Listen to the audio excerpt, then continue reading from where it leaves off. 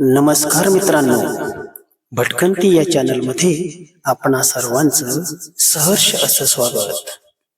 आजची आपली भटकंती आहे किल्ले रायरेश्वर.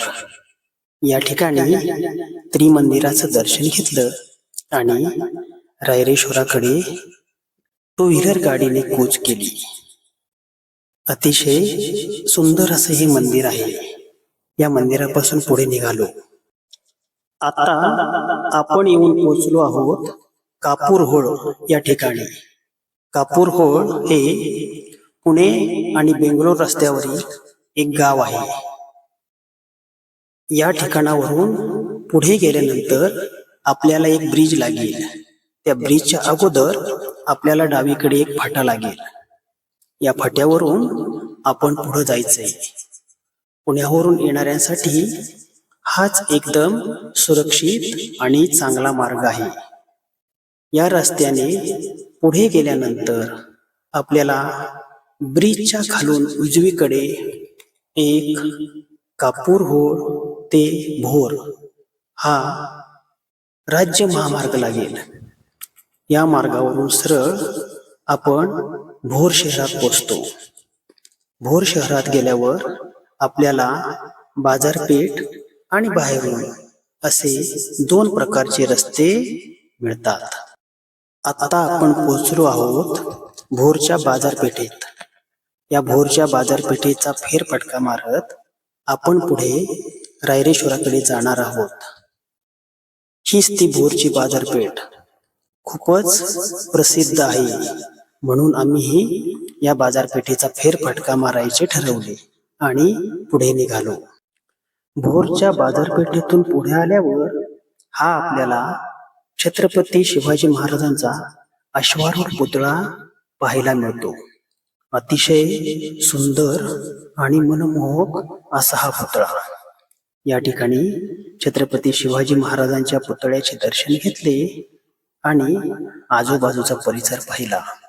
रस्त्याची चौकशी केली आणि कोणत्या मार्गाने जावे याचं नियोजन केलं. नियोजन झाल्यानंतर आम्ही पुढे चहा घेतला आणि रायरेश्वरच्या बाजूने कूच केली. खूप पाऊस असल्यामुळं गरमागरम चहाची चव घेतली. अतिशय अप्रतिम आणि स्वादिष्ट असा चहा होता. आज भोर आणि परिसरात पावसानं रौद्र रूप धारण केलं होतं. त्यामुळे खूप मोठ्या प्रमाणात आज पाऊस पडत होता. सगळीकडे पाणीच पाणी झाले होते. दाट धुके, निसरडे रस्ते, यातून मार्ग काढत आम्ही पुढे निघालो. रायरेश्वराच्या पायथ्याला आल्यावर हा छोटा पण अतिशय सुंदर असा धबधबा आपल्याला या ठिकाणी पाहायला मिळतो. धबधबा पाहिल्यानंतर निसर्गाचे या ठिकाणचे आपण इतर दृश्य पाहिली. हे दृश्य पाहून पुन्हा एकदा धबधब्यावर नजर फिरवली आणि गाडीवर बसून पुढे किल्ल्याकडे रवाना झालो. वर आल्यानंतर आपल्याला दोन रस्ते दिसतात. त्यातील रायरेश्वर या बाजूच्या रस्त्याने आपण पुढे जायचे आहे. शेवटी प्रवास करत आपण रायरेश्वराच्या पायथ्याला येऊन पोहोचलो. या ठिकाणी अनेक पर्यटक आपल्या अगोदर आलेले होते. या ठिकाणी गाड्या लावण्याची सोय अतिशय चांगली आहे. फक्त सर्वांनी व्यवस्थित गाड्या लावणे गरजेचं आहे. आज रायरेश्वर किल्ले परिसरात खूप जोरदार आणि मुसळधार पाऊस पडत होता. त्यामुळे पायरी मार्गावर खूप मोठ्या प्रमाणात पाणी वाहून येत होते. त्यातून मार्ग काढत आम्ही हळूहळू पुढे चालत होतो. या ठिकाणी येण्यासाठी आपल्या पायातील बूट अतिशय चांगले व व्यवस्थित असावेत, कारण जर आपल्या पायातील बूट चांगले असतील तर चालणे अतिशय सोपे होते. या ठिकाणी वरून येणारे पाणी पहा. पायऱ्यावरून जाताना आपल्याला एक कपार दिसते. या कपारीच्या बाजूने या ठिकाणी हा पायरी मार्ग केलेला आहे आणि या पायरी मार्गाच्या पुढेच एक लोखंडी शिडी आहे आणि सर्वांना ही लोखंडी शिडी पाहण्याची खूप उत्सुकता असते. तशीच आम्हालाही उत्सुकता होती. पहिल्याच नजरेत थरारक वाटणारी ही शिडी प्रत्यक्षात सुरक्षित असून किल्ल्यावर जाण्याचा अनुभव अजून रोमांचक बनवते.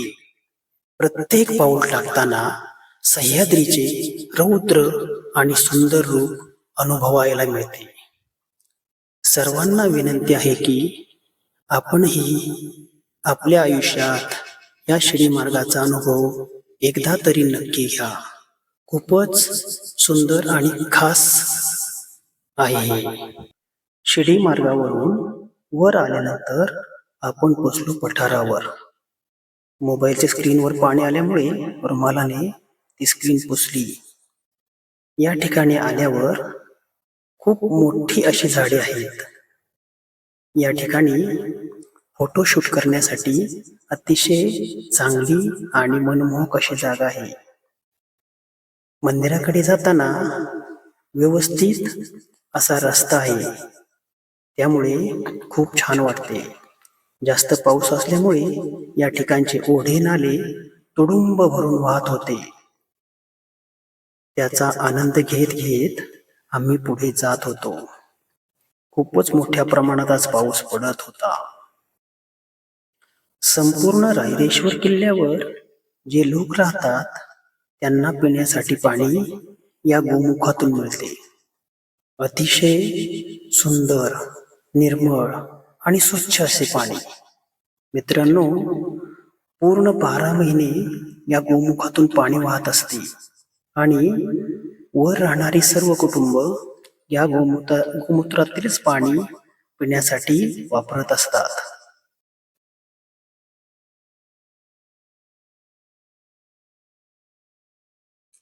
पुढे आल्यावर आपल्याला रायरेश्वर पठार, भौगोलिक माहिती असा भला मोठा एक बॅनर पाहायला मिळतो. या ठिकाणी सर्व माहिती वाचली. पुन्हा एकदा ओढ्याचे पाणी पाहिले. जोरदार पाऊस असल्यामुळे सगळीकडचे ओढे तुडुंब भरून वाहत होते. या पावसामध्ये हळूहळू हळूहळू मंदिराच्या दिशेने प्रयाण केले. छत्रपती शिवाजी महाराजांनी वयाच्या 15व्या वर्षी आपल्या बालसवंगड्यांसह ज्या ठिकाणी स्वराज्य स्थापनेची प्रतिज्ञा केली ते हेच मंदिर. हेच ते रायरेश्वर मंदिर. हे मंदिर सह्याद्रीच्या डोंगर रांगेतील रायरेश्वर पठारावर वसलेलं आहे. मंदिराच्या पुढे एक प्राचीन सभामंडप आहे. मंदिराच्या आजूबाजूचा प्रदेश आखीव रेखीव केलेला आहे.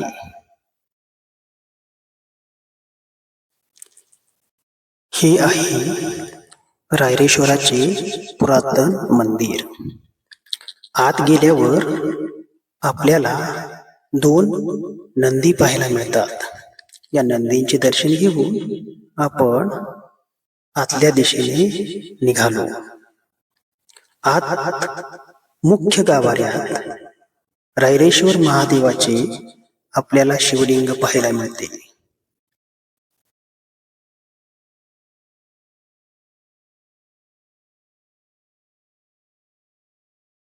इसवी सन 1645 मध्ये आपल्या सवंगड्यांसह स्वराज्य स्थापनेची प्रतिज्ञा घेतली व स्वराज्याच्या महान कार्याची मुहूर्तमेढ रोवली.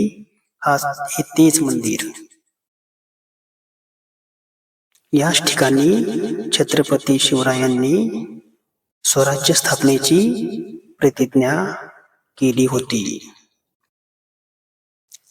या ठिकाणी शिवलिंगाचं दर्शन घेतलं आणि बाहेर पाहिल्यानंतर पुढे छत्रपती शिवाजी महाराजांचा पुतळा पाहण्यासाठी आलो. पुतळा पाहिल्यानंतर शिवरायांनी हिंदवी स्वराज्याची शपथ घेतल्याची आठवण लगेच जागी होते. पुतळा पाहिला की शिवरायांचे धैर्य, स्वराज्याचा संकल्प यांचे प्रतिकात्मक दर्शन नक्की होते. पुतळा पाहिल्यानंतर एवढ्या उंचीवरची शाळा कशी असेल हे पाहण्यासाठी आम्ही जिल्हा परिषद शाळेपाशी गेलो. अतिशय थाटामाटात उभी असलेली ही शाळा खूपच सुंदर आणि आकर्षक आहे. समोरील परिसर अतिशय छान होता. स्वच्छ आणि सुंदर मैदान होते. आजूबाजूला सुंदर झाडी होती. पाऊस येत असल्यामुळं समोरचं व्यवस्थित दिसत नव्हतं.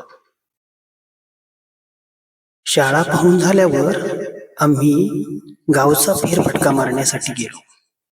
खूप जोरदार पाऊस असल्यामुळे सगळीकडे पाणीच पाणी झाले होते.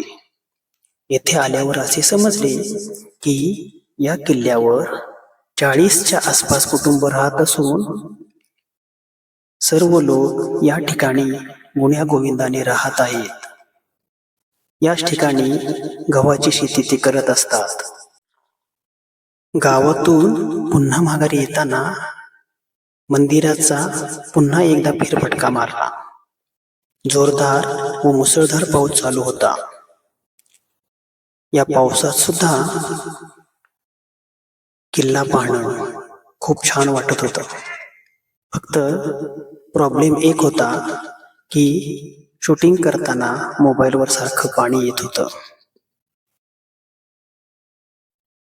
समोर दिसतात ती गावातील घरे. प्राचीन पद्धतीने असलेली ही घरे खूपच सुंदर व आकर्षक आहेत. एकमेकाच्या जवळजवळ असलेली ही घरे पाहण्यास खूप छान वाटते.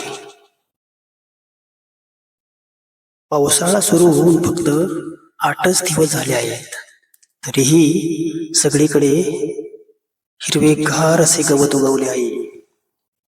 छोटी छोटी झाडे उगवली आहेत.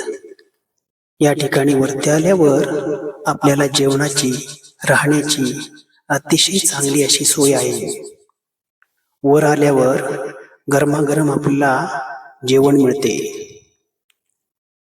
मित्रांनो, आता आम्ही निघालो परतीच्या मार्गाला. परतीच्या मार्गाला निघाल्यावर पुन्हा आपल्याला ही लोखंडी शिडी लागते.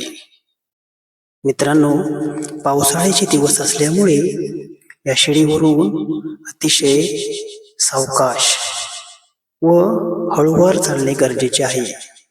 कारण पावसामुळे आपण घसरू शकतो, पडू शकतो. कारण या ठिकाणची जमीन, शिडी निसरटी झालेली असते. त्यामुळे पावसाळ्यात अतिघाई अजिबात करू नये. व्यवस्थित शिडीवरून खाली उतरावे.